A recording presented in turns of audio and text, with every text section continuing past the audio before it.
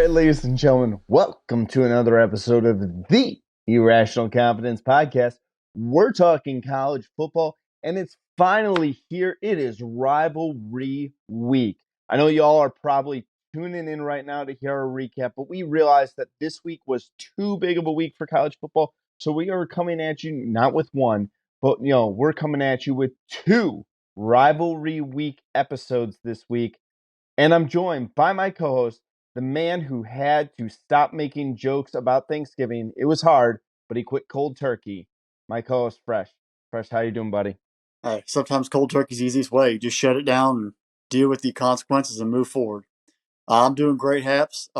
This past Saturday was Survival Saturday. I think that's we're obviously not going to go deep into it, but Survival Saturday, and for most teams, there's a couple teams that decided to just give in and get their butts whooped, but everybody else survived and advanced to Rivalry Week, and that's the best week of the year right now. Yeah, it's going to be so much fun. Been looking at forward to this week for a while now.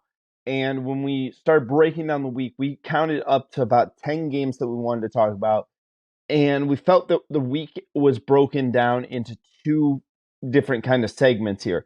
Leading up until Saturday, the games leading up on Thursday and Friday, and then the games on Saturday. So all of the games we're talking about in this episode are going to be played prior to Saturday. So this is stuff to get ready for Thanksgiving, the football that's going to be played then, and also what's going to be able to be watched on Black Friday. So if your wife and significant other is going out doing that Black Friday shopping, you're sitting there trying to eat leftovers on Friday and try not to fall asleep too much on the couch, these are the games that you're going to be able to be watching and ready to go. I just love it. You have games on Thursday, which usually NFL. We have the one game college on Thursday night, and then Friday it's just 10 to 12 straight through from noon to the end of the day, and it just gives you a little taste before Saturday. Yeah, this is an exciting weekend. A lot at stake too. That's the craziest thing here, Fresh, because of everything that we have. It seems like TCU is barely hanging on right there to that 4th spot. Michigan and Ohio State both struggled with lesser opponents this weekend. Georgia took a while to put Kentucky away. You even look at Tennessee. Unfortunately, they're losing Hendon Hooker for the year. That was really sad, but they lost. They're out of it now. And now, as you told me when we were talking about this, really opening the door for teams like USC and maybe even Clemson coming back into the college football playoff. Oh yeah, I mean the Tennessee loss was the biggest one. The fan base was giving everybody a bunch of junk on Saturday when everyone else was struggling but surviving, and then I think karma got them, and karma got them for the week before against Missouri when they were trying to run the score up as well. And really very sad though to see Hendon Hooker because he was a phenomenal talent. I think he was a great chance to win the Heisman Trophy. To see him go down like that was gut wrenching to watch it because I mean everybody knew when you were watching that happen that it was not. He didn't just fumble the football, and it was a bad, terrible sight to see. And you hope that he recovers quickly because he does have an NFL future ahead of him, and you want to see him rebound and recover and move forward. But USC, I called 44-41, and they won 48-45. They are right there. They have Notre Dame coming up this week. Basically locked themselves a spot in the Pac-12 title game, so they are in a good chance to really take advantage of some late season opportunities and jump into the playoff if they can get there. It's just saying the national championship game is being played in LA. It would behoove the committee to want to have a team that potentially on the West Coast in this thing to keep them enticed and watching, and not just make it a Midwest Southeast regional showdown. All right, Fresh. So let's jump into it. Let's rock and roll into these games. Let's go to Thanksgiving Day, turkey stuff. And what's your favorite Thanksgiving food here, Fresh? Turkey and dressing is number one, number two. And then pumpkin pie obviously at the very end. Does the Freshly family have any unique Thanksgiving traditions? I say we just like to eat breakfast and lunch and have a lot of pie at the end, apple pie and pumpkin pie for days. Yeah, the only thing that kind of unique that the Happel family does occasionally is we used to play bingo on Thanksgiving, and then our whole family is a big olive eater, so there's a huge boat of olives available at our house. But other than that, nothing too wild and crazy around here. So, all right, so let's go to the first game of the week here. It is the Egg Bowl. first played in 1901. That fascinated me there, Fresh, how long this game has been played. Right now, this game is at Ole Miss. Ole Miss is a 3-point favorite. At the time of record, over-under is set at 63.5. Ole Miss seems like they're reeling here, man. Back-to-back losses to Alabama and Arkansas.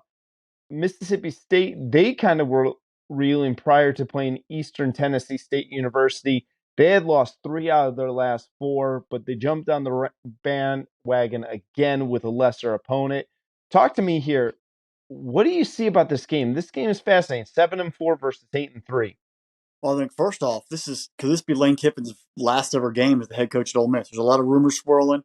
Auburn, other schools trying to maybe go after him.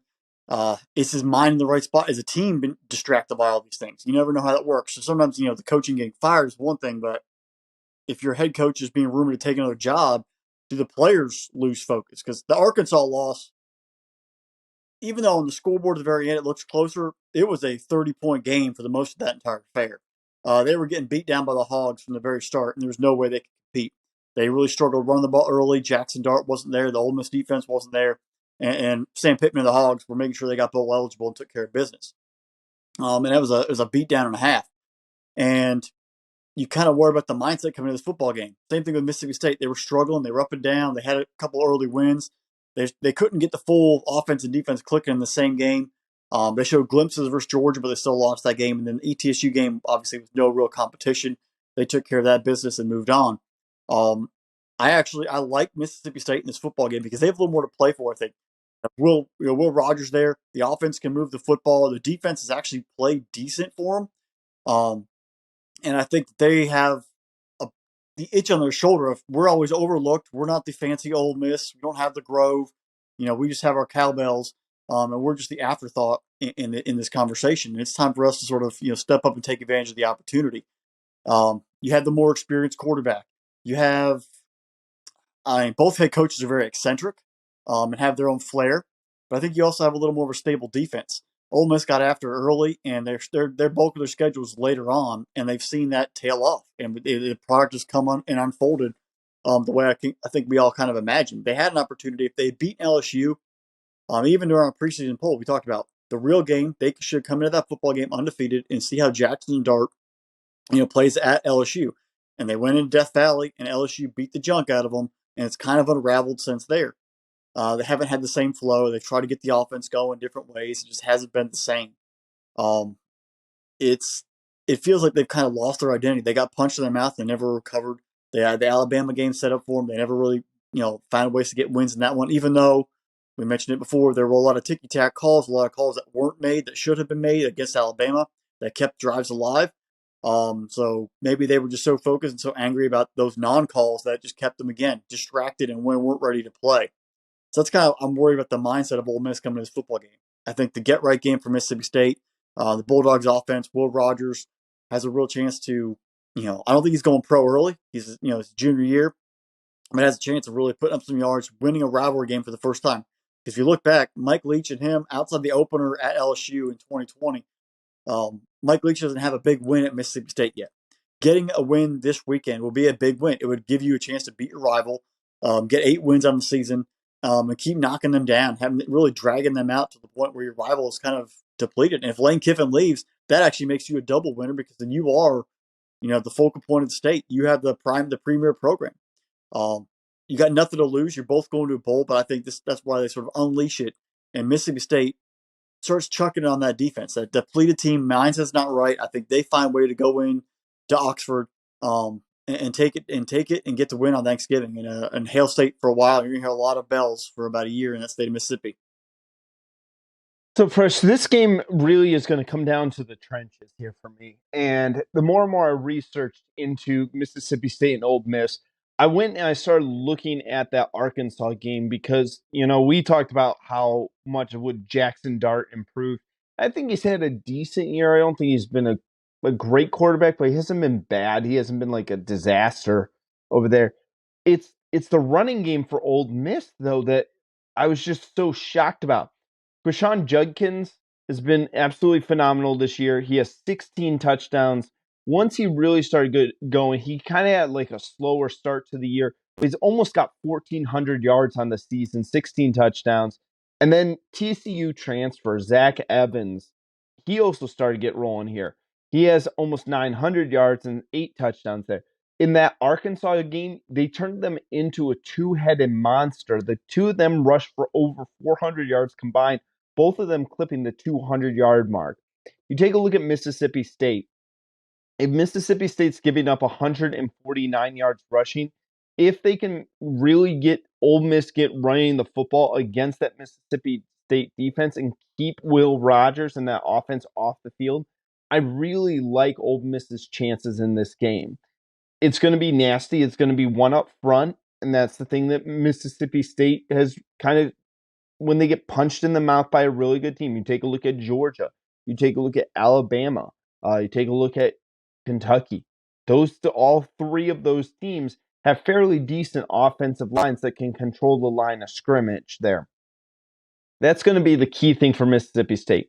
On the reverse end here for me, though, I want to see the matchup coming out of Emmanuel Forbes for Mississippi State against this Ole Miss wide receiving group. If they can stop the run, if Mississippi State can stop the run, force Jackson Dart to throw the football, this is the matchup I want to see on the outside. Emmanuel Forbes, one of the best cornerbacks in all of college football, leads them with 6 INTs on the year. He's taken 3 back to the house this year, too. That impresses me. That's why I sit there and I start going, this is the point in time, too, in the year that we can kind of look at some of these players and say, okay, who's going to be possibly emerging for, declaring for the draft next year? Who is going to wind up being like going into it? I mean, Emmanuel Forbes is a junior, doesn't technically have to like declare for the draft, but then you could take a look and say, is his draft stock going to be any higher than this? He's a 6-foot junior with 6 interceptions. He's had a phenomenal year. Let's see where my draft stock is, and maybe I don't play in the bowl game and what have you. I think this is a huge win for Mike Leach if they get this because of exactly what you said. Ole Miss could turn into a program that's in flux.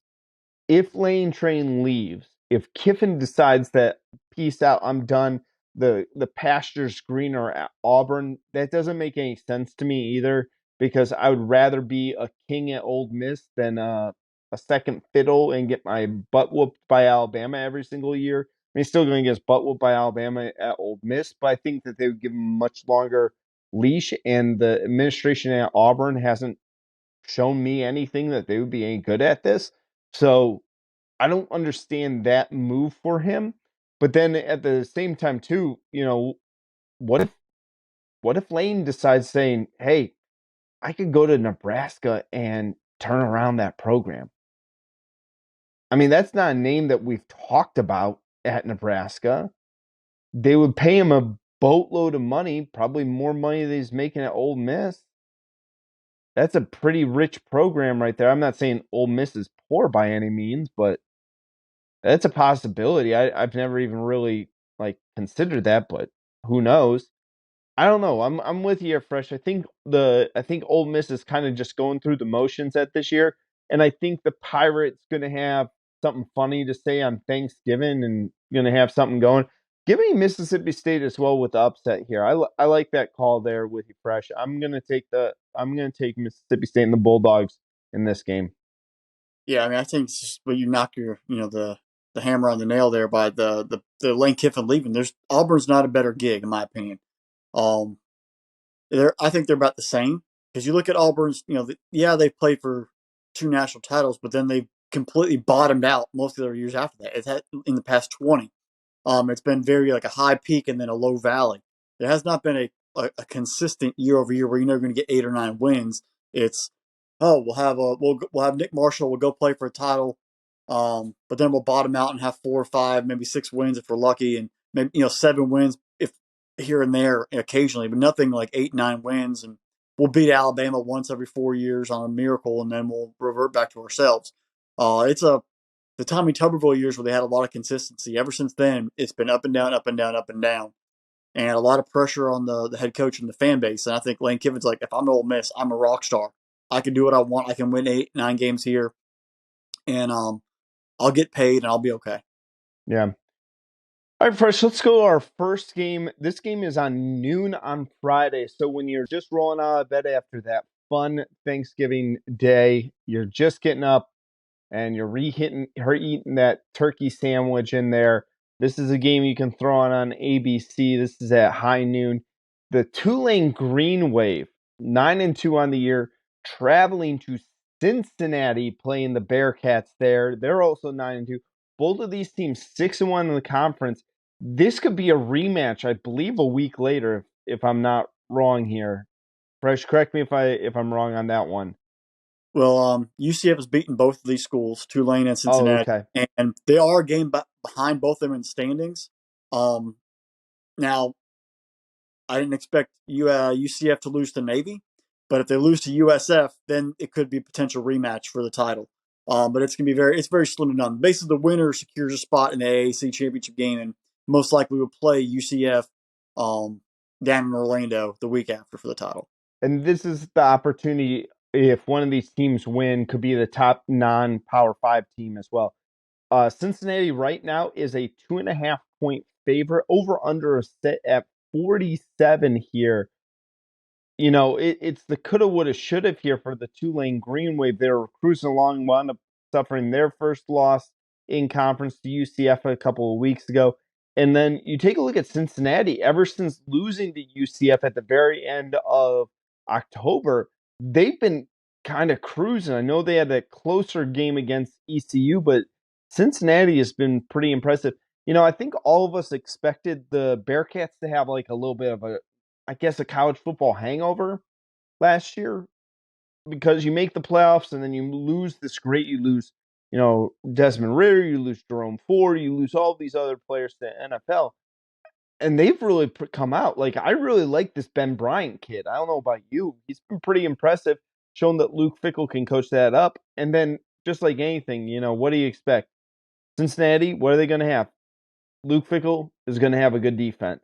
So, talk to me a little bit how you're seeing this matchup between Cincinnati and Tulane.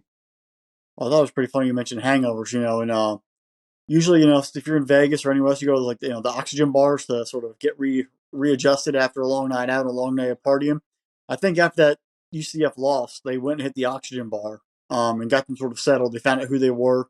They were beating most people before that outside of Arkansas on superior just talent alone and not having to really play a perfect football game. But ever since that UCF loss, they've gotten that next wind and they've played really well, defensively especially. They've got the guys finally who was in their rotation in the secondary, who's the rotational linebacker on the D line.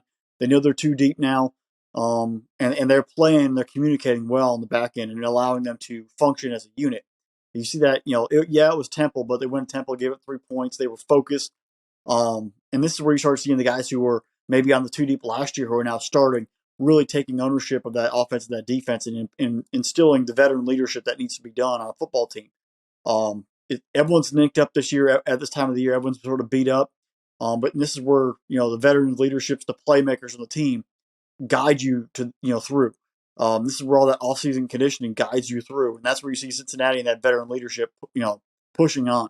Tulane, obviously, last week, I didn't expect them to bounce back last week. I think we all talked about how they had, the 3 straight. They had UCF, they had SMU, and they had Cincinnati the last 3 games. We're going to find out who the Green Wave really were. Lost to UCF, and then they came out and thumped SMU, a team that had put up, quarterback had put up responsible for 10 touchdowns a couple weeks earlier. And they just absolutely dominated them down there in New Orleans and took out SMU. And it kind of woke me up. Like, all right, you know what? This team's actually real. Maybe that loss was an aberration. Maybe that the way they fought back versus UCF, they just weren't ready for the moment early on. And they found ways to sort of catch their feet toward the end of the football game. Didn't have enough time left. They bounced back, took care of SMU in a strong fashion, especially offensively. And I think that revived my faith in them. That, you know what, this team's actually truly legit and want to compete. And they do have the pressure now. If they win this football game, they do get the right to get a rematch versus UCF and potentially get that New Year's Six bowl bid. And I think that right there, if you need extra motivation as a program and as a player, number one, you can beat Cincinnati and say you've beaten the team that went to the playoff the year before, and you earn a trip to get revenge against UCF your only loss. There's a lot right there for this team, and that just maybe the guys are young enough as well where they're ignorant. Now like that, whatever. I don't know any better. I might as well go out there and win it. And we already know it's very tough to beat a team twice in the same season. If you get a chance to get revenge, go down to Orlando. You could beat UCF. They've shown they're vulnerable with that loss to Navy, and you could find yourself in the Fiesta Bowl on on January 2nd, and really doing a huge platform build for the program, for recruiting, for your history, your life, your entire time there within the team. And this game being on the road though is the one thing that kind of makes it difficult. Going up Cincinnati, it's going to be a little chilly. We saw a lot of cold weather this past week. A long trip during Thanksgiving weekend. You're playing the day after, Thanksgiving. Are you going to be a little food coma the day after? Hopefully your trainers are getting you in the right spot. Cincinnati being a veteran program, knows how to get it done. Tulane, a big road game here. Can you survive on the road and take advantage of the opportunity ahead of you? I think they're going to have to stick to the running game. That's who they are. They have to run the football, build off play action, and play. The defense doesn't have to be perfect, but they've got to find a way to at least get a couple stops off Cincinnati. But that Bearcat team, that Bearcat defense, Luke Fickell, I trust them more. They've been there. They've done it. I'm going to take Cincinnati in this game. I think being at home, being the veteran players, being much more experienced in these high-octane situations, I think they get it done. But Tulane has an opportunity. If they can let the ball bounce their way, they could keep the special season running. But I think Cincinnati gets it done. Yeah, I broke this down. I looked at, because the game's in Cincinnati, I'm leaning to take the Bearcats definitely.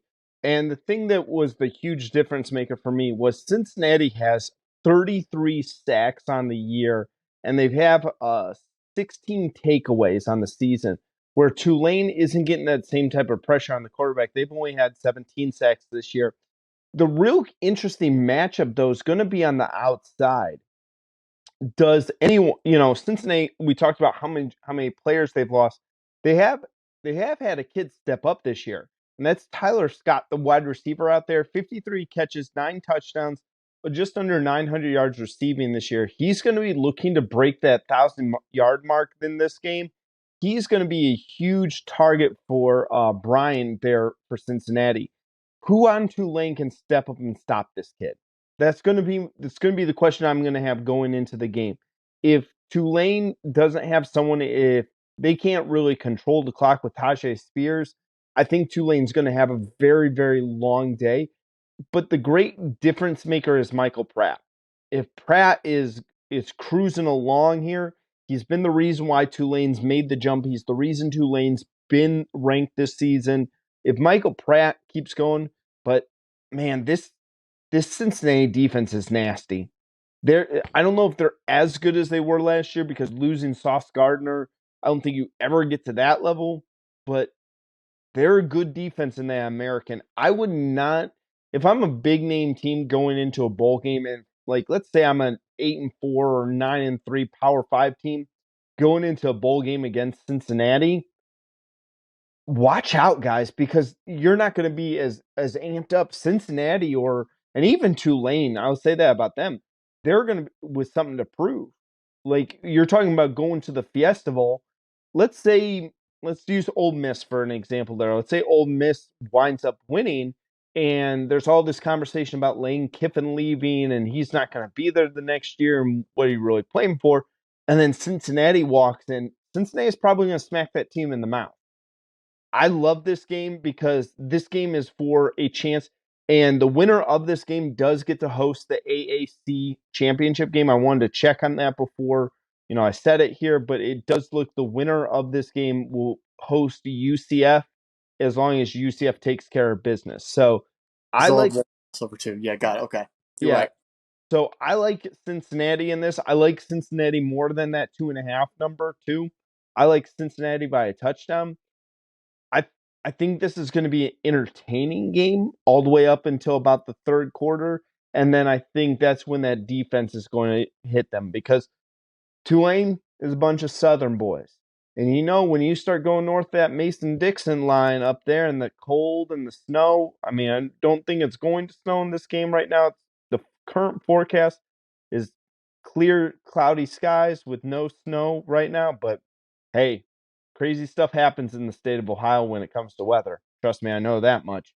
But I'm loving this, man. I think that it's going to come down to that fourth quarter, but then the Cincinnati defense is going to really take over.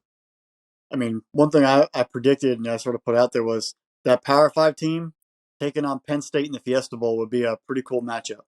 Oh, that'd be a great matchup right there. Group of 5, so let's just say Cincinnati versus Penn State or Tulane or UCF, whatever those guys get Penn State. That would be a pretty cool matchup out there in the Ooh, desert. ooh, I like that one. I like that one a lot. All right, Fresh, let's go to our next game here. This one has kind of lost a little bit of the luster. I really like this game, but ugh, it took a little bit of a hit this past week. Here's my question, though, Fresh. Let me ask you this one before we get to it. We're going to the state of North Carolina. North Carolina State traveling to Chapel Hill. Tar Heels are 6.5-point favorite. Over under set at 56.5. Fresh, when was this rivalry first played? You got a guess on the year? This shocked me. This really shocked me. 1897. You were close. You almost said 94. You would have had it with 94. Wow. Hey, within 3 years, that's pretty good margin of error right there. 1894. I was shocked about that. Like that, how long ago that this game has been played. It's not one that you think is one of those really old rivalries between the NC State Wolfpack and the North Carolina Tar Heels. NC State has lost 3 of the last 5, has lost the last 2 to BC, and then just getting absolutely smoked by Louisville. I don't know how the Tar Heels scored 17 points against Georgia Tech. Like that's just embarrassing to me. Both of these teams are just kind of like limping to the finish line after really high expectations on the year. Fresh, talk to me. What you got for North Carolina and North Carolina State? Well, first off, the Drake May Heisman campaign is dead. I mean, you don't score 20 points versus Georgia Tech, everything is immediately revoked. You're done. Um, I think they were looking ahead to Clemson. They were like, oh, we have Georgia Tech, whatever. It's a home game, and then we got NC State. They're banged up. It's not the same Wolfpack team. Like we'll walk over both these guys. And there was that talk of the Heisman campaign. There was talk of even being a sleeper for a playoff. If they had beaten Clemson and sneaking in, I think that all got to them, and they came in there. And before they knew it, they were in a dogfight, and they got stung, and they got stung bad. I think that actually serves motivation, and I think they're going to show up very angry for this game on Friday night, especially after last year where NC State marched down the field at the last second, threw a game-winning touchdown to save their season, and kind of stole a victory from UNC, who was rolling behind Sam Howell. This is going to be at the beginning. I think we even looked at like August, June, July. We're like, man, could be Devin Leary, UNC, 2 good offenses going back and forth. Right now, it's a game with a lot of angst under it. Like a lot of what could have been. UNC still obviously playing for an ACC title the week after, so I think if they get a lead, they're not going to get too crazy. I think they're going to try to make sure they rest and keep some people under control because they don't want to have them not playing versus Clemson and want to as healthy as possible because they're going to need it. But they're going to have to come out functionally on offense and play much better. They're going to execute because that's who they are. Their defense actually gave up 21 points, probably their best defensive effort of the year. But when your offenses should be scoring 35 or 40 and you score 17, that's they had to show their heads were off somewhere else. They were not ready. So I think Drake May comes out. This offense comes out. They function a little better. Yeah, they won't put up 60, but I think they do find ways eventually over time to take care of NC State because NC State right now, they offensively, defensively, there's nothing going on. It's a weird vibe right now there in Raleigh. You even have heard reports of former players stalking Dave Dorn and a lot of other coaches. And got arrested for it, and a lot of creepy things happened there. Maybe that was weighing on players' minds the past couple of weeks or whatever. I don't know, but that's never a good thing. It was very scary, especially after what happened, up at UVA. There's just a lot of weird things happening right now in that injuries and weird things around the program. Are their minds even fully settled? You don't blame them if they aren't because that's a lot of creepy stuff happening. I think UNC had their heads in the sky thinking about other stuff. I think they get their minds right this week and they take care of business on Friday and prepare for Clemson. But this could have been a much bigger battle. Even a month ago, it would have been a much bigger game. So ever since both these guys are charter members of the Atlantic Coast Conference here, Fresh, and ever since then, this rivalry has been really close since the 1950s. I want to say, if my math is right here, that it's only separated by about 10 games in between who's won and lost here. Both of them have streaks of, we've beat the other one for 5, 6, 7 years, or 5 out of 6, or 6 out of 7, what have you. I'm really intrigued because is NC State going to be like, we're saving our season here? Does the Wolfpack go, we're going to save everything that we have? We came in this season with great expectations, and they were living up to those expectations.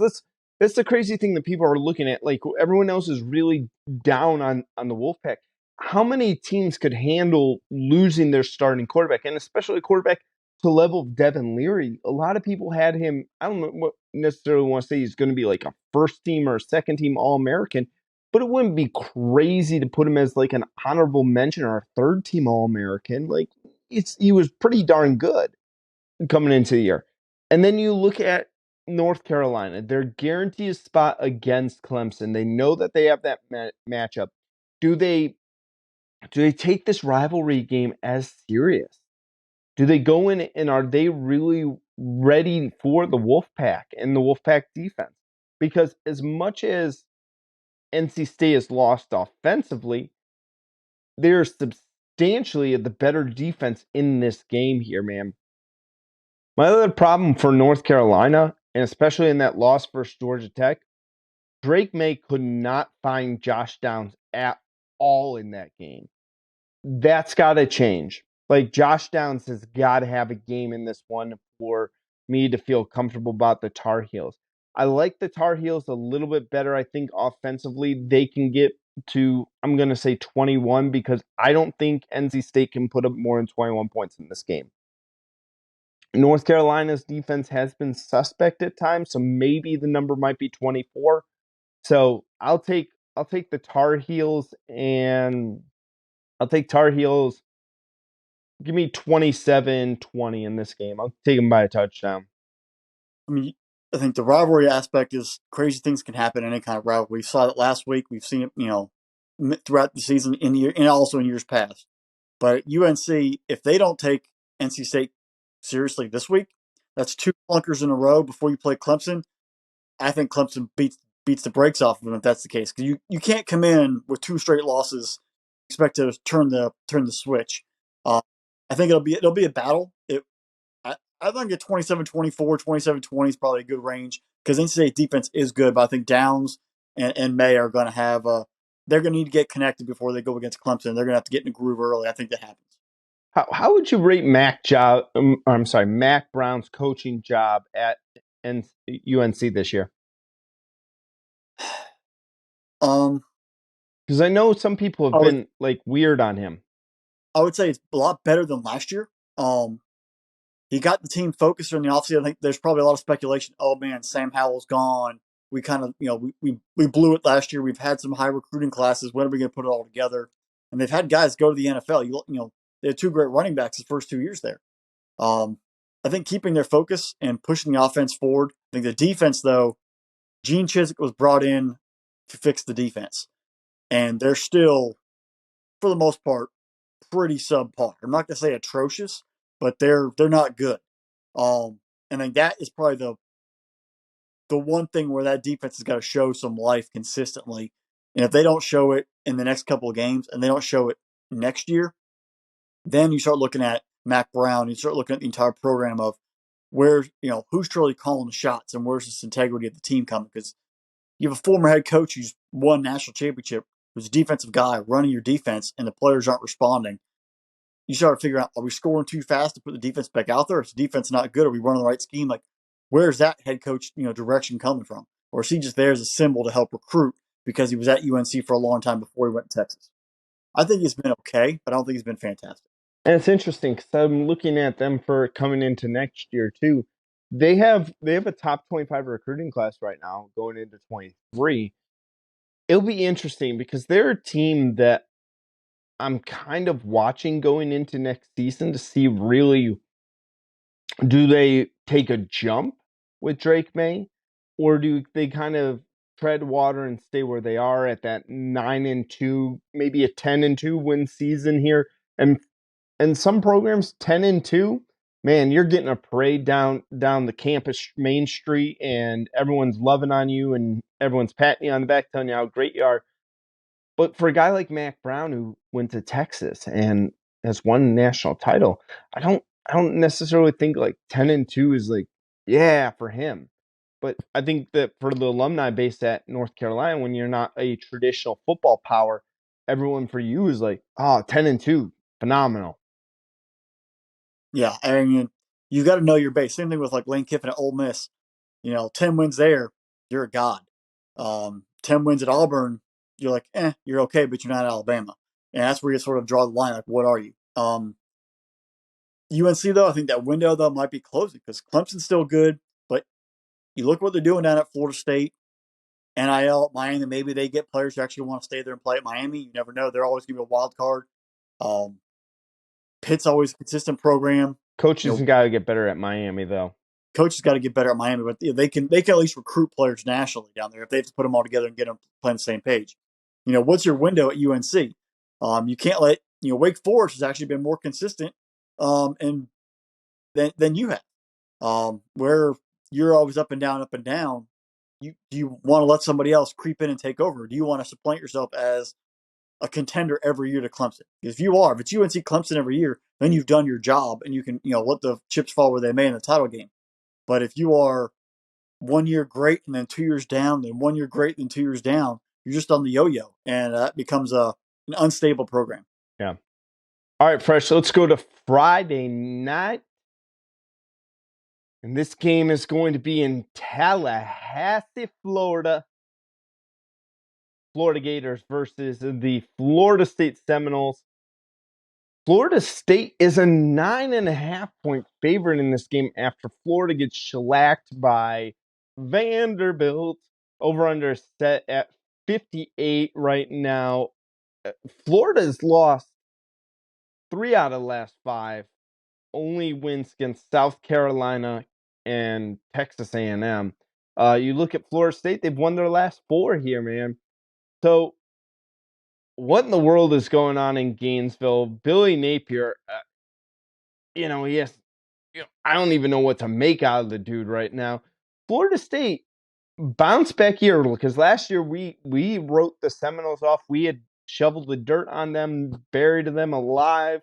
And now it's like, Fresh, you won't understand this reference, but the carry finish where, the old bury alive match of Mankind versus the Undertaker, and Mankind throws the Undertaker into the grave, and they dump all the dirt on him.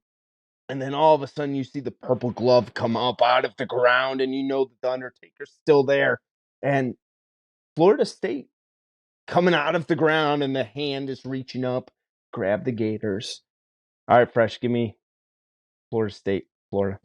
It's amazing, though. You look back at the opener in New Orleans, we thought, Florida State, LSU, these are two, are they bad teams that one of them had to win the football game? Looking back now, as we're on the eve of Thanksgiving, basically, and man, those are actually two pretty dang good football teams who, at the time, I think scraped through the football game. One team won, one team lost, but both have improved consistently. Mike Norvell, we all were laughing at him. We're like, this guy has no control. He has no idea what he's doing. 2020 was bad. 2021 was rough.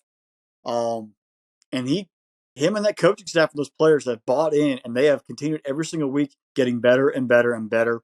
In the past 4 games, they haven't just won games; they've been stomping opponents, which is also a thing that Florida State hadn't seen since Jimbo was there with Jameis and Jalen Ramsey and Dalvin Cook in the 2012, 13, and 14 years, where they were actually they beat Clemson and they were owning the ACC. It was kind of getting back to the old Bobby Bowden days.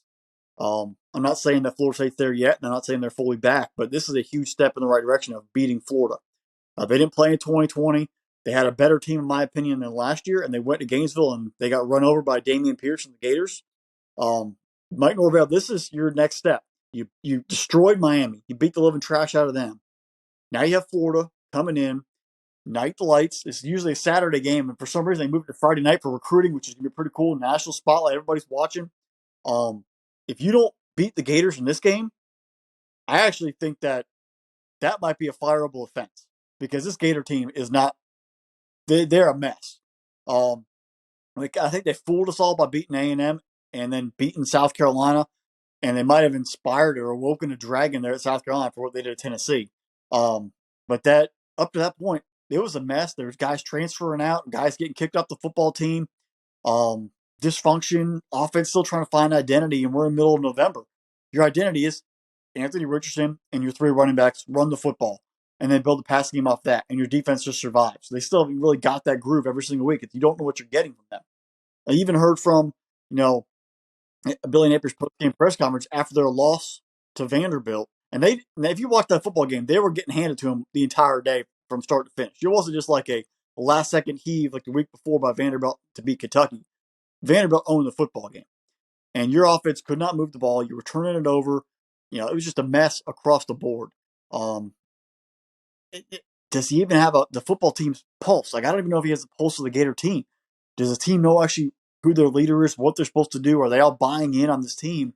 It doesn't seem like it's a cohesive unit down there in Gainesville right now. And it's just sort of, you're rolling out guys. You make sure you have 11 guys wearing orange helmets on the field at one time, and you roll from there, and hopefully they all run the same play. It's a very dysfunctional group. And maybe Billy Napier's in over his head. He's not at Louisiana playing for a Sun Belt title. He's at Florida trying to coach an SEC team and try to win football games or trying to beat Florida State. So this is actually a bigger game for him too, is where, where's the state of this program? You're not just losing SEC games, you're getting beat by people that you shouldn't be losing to. This year is the first time Florida has lost to Tennessee, Kentucky, and Vanderbilt in the same season since 1955.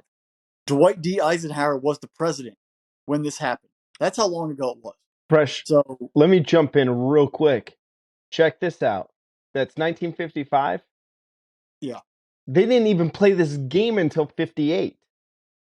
Well, Florida State wasn't even a football program around. So, this has been a long, long time. Yeah, you're right. This has been the state of this Florida program this is unprecedented. You cannot go into Tallahassee and get blown off, because if you do, it's going to fall apart pretty quick. Richardson, you've got to let him be himself. It's amazing where we saw him that game versus Utah, and he was able to do it on his own, spin around, making plays, and we really haven't seen that Richardson consistently since then. We've seen a game where he puts up some numbers and then fades back down, turns it over. Game he puts up some numbers and fades back down. There's a lot of talk from Mel Kiper that he should be an NFL draft pick and be a first-round pick. I think Richardson should come back to school. He is not ready for the NFL. The offense is not functioning, and he needs more time to develop. And it's not the consistent quarterback that I think they need him to be. If they want to beat Florida State, he's got to be turnover-proof, and they've got to run the football and let him take the ball on the edges to try to beat Florida State. They cannot let him sit back there and be contained or be restricted by the offense. Florida's defense, on the other hand, you've got to shut down Jordan Travis. You've got to shut down that Florida State running game, and you've got to force turnovers, which has not really occurred much in Gainesville this past season. You've got to find ways to get off the quarterback. You've got to be able to force turnovers to give yourself a chance on the road. Maybe they have some fire. Maybe they have some anger after losing to Vanderbilt, and it kind of wakes them up. But I think Tallahassee, Doak Campbell is going to be raucous. Florida State fans, Florida State players smelling blood in the water. And Florida better watch out. You've got to control the narrative. You cannot let Florida State dictate the game to you. You need to run the football, control the clock, keep on your terms if you want to have a chance to win this football game, because Florida State is thirsty, and they've beaten up the trash of other teams, and they are ready to take down the Gators and supplant themselves as the number one team in the state.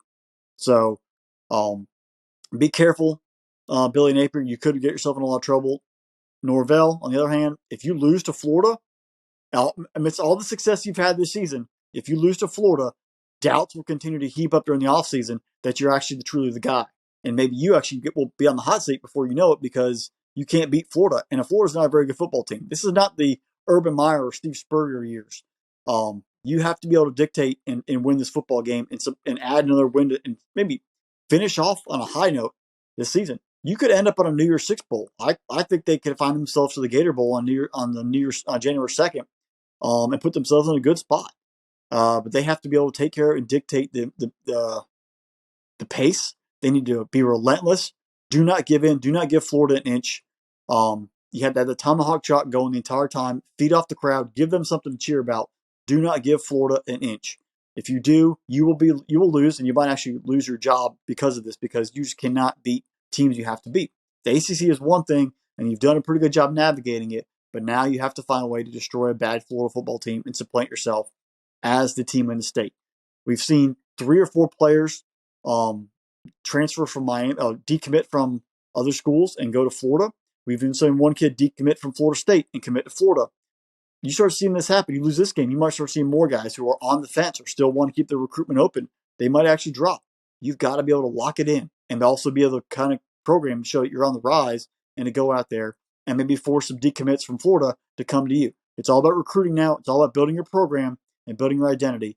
You have to be ruthless and you have to go out there and dominate. So, can you do it, Florida State? Can you do it? That's the true case, because you're not on the level of Clemson yet, but you potentially could get there if you find ways to build off wins and build dominance. So, Fresh, I'm looking at the Skater team, and, you brought up the beginning of the season here, and both of them had big wins, big wins in that first week of the season. And then it's been the tale of two different teams falling off here. Florida's on their way to the Birmingham Bowl to me. Like, they're one of the bottom tier teams in the SEC right now. And really, I think the problem is Anthony Richardson. I don't think Anthony Richardson's a good quarterback. He's completing only 55% of his passes. Yeah, he's an athlete. He can run, he can scramble, but we've seen those things before. He's not, you can't live and die with your quarterback being a running quarterback unless he's truly a special one, like Robert Griffin III right there. Justin Fields, even Justin Fields could throw the ball a little bit there. Robert Griffin III had a cannon attached to his shoulder there until he busted up his arm. I don't know, man. I almost think that Florida might be better served going with Jalen Kitna in this game. I know that's not a popular take, but I think if you went to a little bit more of a traditional offense, like where you let ETN and you let Montrell Johnson kind of run the football against Florida State, I think you'd at least have a better shot in this game. I know Florida needs to run the football. I know they need to use those guys. You take a look at the Gators. They've done 2,300 yards on the ground there. Florida State, a little bit, sometimes susceptible to the running game. Outside of that 3-game stretch, Wake Forest, Clemson, and I'm missing the one in between there that they lost earlier this year. They've struggled at times here.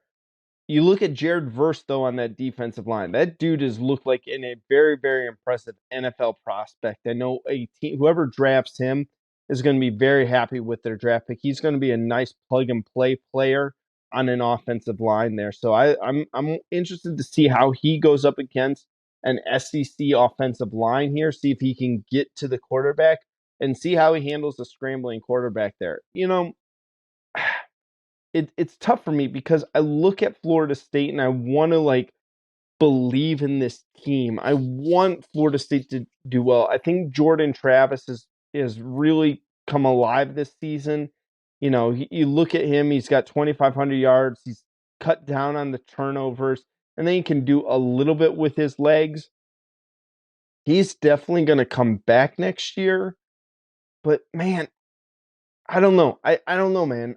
For some thinking suspicion, I feel Florida State's going to lose this game. I don't know why either. I don't have well, this is the reason why. I can point to something that Florida does that makes me feel this way. Call it a gut feeling. And that's just kind of what my gut is telling me. Florida's going to mess around and win this football game. And I have no reason to know why I believe that. It's I driving mean, me nuts. it's quite possible, because you know what? I actually did not expect them to be as competitive in other games. But like the Tennessee game, they were getting throttled and they came back and lost by 5 on the road. And you're like, man, the team actually has some talent. But then other games, they really struggle. Maybe that loss to Vandy wakes up who actually wants to wear the jersey and play football. And like rivalry games are crazy. You never know. Like the Baylor TCU game is a perfect example of that. TCU let them hang around and had to miraculous, run the team on, practice that, and kick the field goal to win. Under the lights, maybe Florida State does feel the pressure of actually having to be the favorite. I think Florida State still wins. But if they don't, Mike Norvell, you might want to drive home because there might be a lot of for sale signs in your front yard. Yeah, I think this is going to be a really tough game for Florida State. I'm going to pick the Seminoles, but I'm going to tell you that they're not going to cover. So I would take the Gators in the 9.5 that you get there. And I don't know why. Fresh. I just got a feeling. And I'm going to go with it. But you know what? I'll stay with this Seminoles to outright win the game, but I'll take the Gators and the points in this game here. Hey, as long as there's some entertainment on Friday night, some craziness, and keep it exciting football game, and it's not, 34-0 at the end of at halftime where people just tune it off. Give me a full 4 quarters competitive game. I'm cool with that. Yeah, absolutely. So before we sign off for everything, folks, we want to wish all of you happy Thanksgiving, no matter where you are, whether you're listening to this on the West Coast, up in Washington State, whether you're listening to this down in Florida, up in Ohio, over in Texas or Georgia. From all of us over here at the Irrational Confidence Podcast, we want to thank you guys. We are very, very thankful for everyone who tunes in with us every single week. We're thankful to all of you guys who follow us on Twitter, interact with us, who text us. Yes, even the annoying ones that we get all the time of saying, like, why aren't we talking about this team more? Why aren't we talking about this team or that team, what have you? We love you all. We appreciate you guys. We're thankful that you guys spend a little bit of your time with us and each and every week and kind of enjoy us talking college football. So enjoy your time with your friends and family, and we really do appreciate you all. Couldn't agree with that more. I'm very thankful for every single one of you. Really appreciate all the support and all the feedback and the interaction you guys give us every single time. Be there for your families and friends as well. It's all, football is fun, but families and friends are the biggest things. So be thankful for them. Be thankful for all the blessings you have in your life. And keep the joy flowing for everyone. Yeah. And you guys have been listening to another episode of the Irrational Confidence Podcast. We're part of Spinnable Sports, so make sure you're going to spinnablesports.com. Yes, that is spinnablesports.com. Hit that like, subscribe button for all of those podcast platforms, whether it's Apple, Spotify, Good Pods, Amazon Pods. I don't know. There's a bunch of them. Special thanks to our producer, Drew. Without him, none of this would be possible. We absolutely appreciate everything he's doing out there. And if you're watching this on the YouTube as I'm stumbling through all of this, make sure you subscribe to the Spinnable Sports YouTube channel. Hit that notification bell because you know what? We've only talked about the beginning of this week. We still got all of those games to talk about on Saturday. And you don't want to miss a single moment of that Rivalry Week Preview number 2. We got a second one coming at you. Thank you, everyone. Enjoy Feast Week. Can't wait to record the next episode and get more. Y'all have a great night. Bye, y'all.